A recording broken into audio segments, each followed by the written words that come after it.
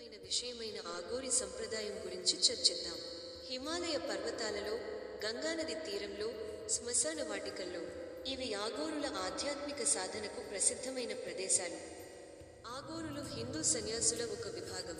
వీరు ప్రధానంగా శివుడిని, ఆయన భయంకర రూపమైన కాలభైరవుని ఆరాధిస్తారు.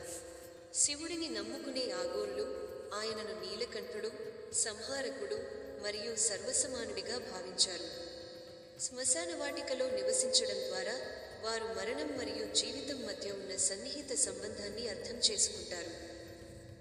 ఆగోరుల జీవనశైలి సాంప్రదాయిక సామాజిక నిరోధకంగా ఉంటుంది.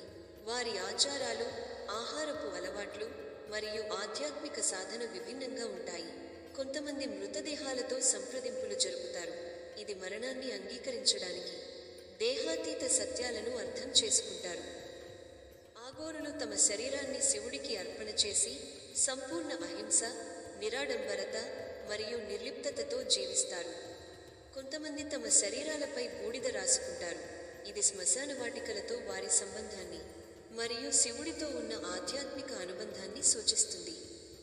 ఆగోరి సంప్రదాయం శాంతిని, నిరాడంబరతను మరియు శివుడితో సమ్మేళనాన్ని అంగీకరించే ఒక మార్గం. వారి కఠోర సాధన మరియు విభిన్న జీవనశైలి వార